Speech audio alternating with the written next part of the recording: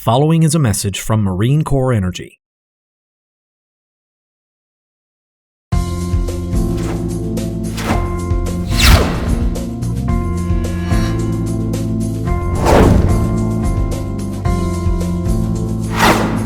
In 2022, the Marine Corps Logistics Base at Albany, Georgia declared an important victory in its effort to become electrically net zero. The announcement capped years of effort and cemented Albany's status as a leader for energy resilience within MCIEAST. Hello, I am Colonel Michael Fitzgerald, Commanding Officer, Marine Corps Logistics Base, Albany, Georgia. In 2009, the Secretary of the Navy committed the Navy and Marine Corps to meeting 5 energy goals, which provide the direction for achieving energy security and independence. Of those goals was to increase alternative energy ashore by making installations net zero. More recently, in 2017, the Department of the Navy published an energy security framework, which emphasized objectives to enhance mission assurance through assured energy, defining benchmarks for resiliency, reliability, and efficiency necessary for installations to enable its missions. After years of hard work and dedication of active duty sailors, Marines, and civilian Marines, I am proud to say Marine Corps Logistics Base Albany has met the requirements and is now officially net zero.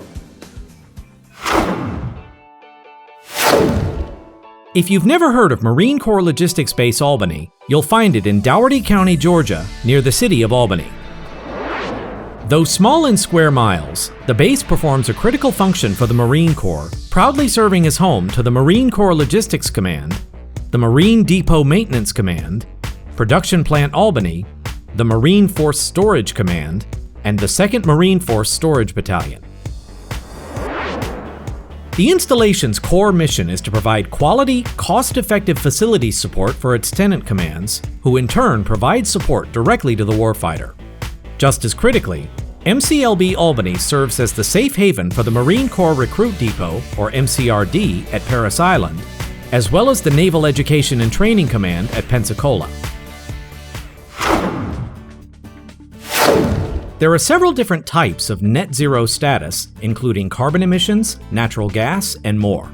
In the case of MCLB Albany, the term refers to net zero electricity, which is defined by its Public Works Division, means that it produces as much electricity from renewable sources on or near the installation as consumed over the course of a year.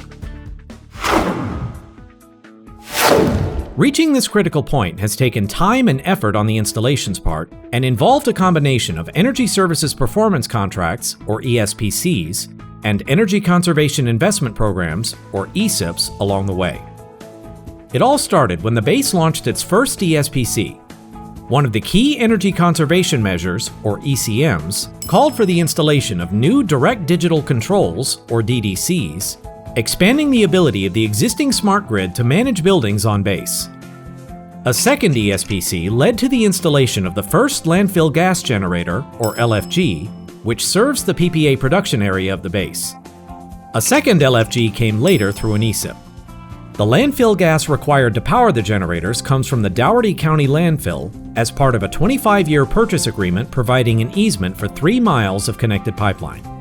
As part of the same ESIP, the base implemented its first Borehole Thermal Energy System, or BTES, becoming the first DoD installation to evaluate the technology for use. After seeing energy efficiency improve by as much as 50%, the base brought in 3 additional systems through another ESIP. A third ESPC built on previous successes, particularly an ECM that called for the installation of an 8.5 megawatt biomass steam turbine generator, or STIG, to be powered by wood waste from the nearby Procter & Gamble paper manufacturing plant. The same ESPC also led to the installation of new and more energy-efficient LED lighting across the base.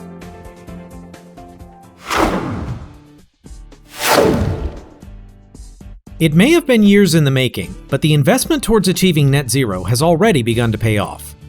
In 2021 alone, Albany saw substantial savings in both dollars and kilowatt hours, and for more months of the year than not, the installation actually saw an electrical surplus. Under normal operating conditions, MCLB Albany doesn't draw any of its energy from the local utility. Instead, the entire installation is powered by the STIG and the LFG, which helps mitigate the risk associated with getting power from a commercial source. Even during times of increased load, the LFG and the STIG provide sufficient electricity to meet the needs of the installation.